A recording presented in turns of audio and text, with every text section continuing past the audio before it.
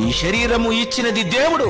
కళ్ళు చేయలేరు, కాళ్ళు చేయలేరు, తల వెంట్రుకలు చేయలేరు, ఈ అవయవాలు ఏది చేయలేరు. ఎవరు చేయలేనిది నీకు ఇచ్చాడు. నీకెందుకు ఇచ్చాడు తెలుసా? ఈ రూపముతో దేవుని పని చేయాలనిచ్చాడు, దేవుని కోసం బ్రతకాలనిచ్చాడు. అందుకే ఎవరు ఏం చేస్తే ఏమవుతుందో అని ఈ ప్రపంచ జనాభాకు చెప్పడానికి 2000 సంవత్సరాల క్రితం యేసుక్రీస్తు వారు వచ్చారు. ఆయన ఏం చేశారో తెలుసా? పుట్టారు, నీలా బడికి వెళ్ళలేదు, నీలా హై స్కూల్ కి వెళ్ళలేదు, నీలా యూనివర్సిటీకి వెళ్ళలేదు, నీలా పెళ్లి చేసుకోలేదు, నీలా పిల్లలు కనలేదు. చూసారా? ప్రపంచమంతా చేసేది అదైతే యేసు చేసింది మాత్రం అది కాదు. నీకు మారు మనస్సు కావాలా? ఆయనకెందుకు కావాలి మారు మనస్సు? నేను పుట్టింది దేవుని కోసం, నాకిచ్చిన ఈ శరీరం దేవుని కోసం, నేను చెప్పవలసింది దేవుని కోసం, నేను మరణించినది దేవుని కోసం, నేను రక్షించవలసింది. ఏం పంపిస్తున్నారు నీతో పాటు? నువ్వు సంపాదించినది ఏది రావటం లేదు. మనం ఈ లోకంలోనికి ఏమీ తీసుకుని రాలేదు. ఈ లోకంలో నుండి దేనిని తీసుకొని పోలేము. ఏం తీసుకెళ్ళిపోయారు? మా నాన్నగారండి 100 ఎకరాల ఆసామి అండి. మరి ఇప్పుడు ఏమయ్యాడు ఆ సామి?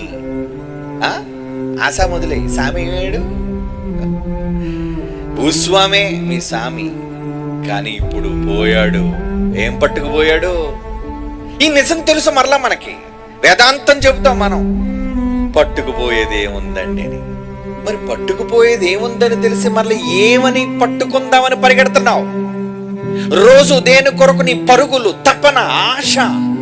అందుకోసే కదండి ఈరోజు నేరాలు, ఘోరాలు, ఈ సమాజంలో జరుగుతున్న ప్రతి దారుణం వెనక ఉన్న కారణం దురాశ.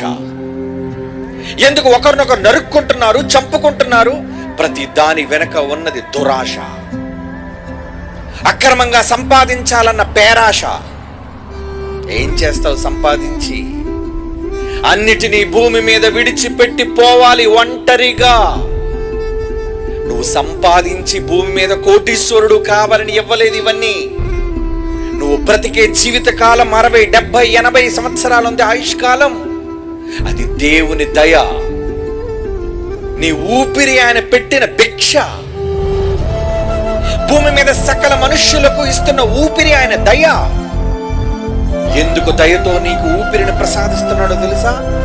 ఊపిరి పోయే లోపు నువ్వు ఆయన కొరకు బ్రతకాలి అని.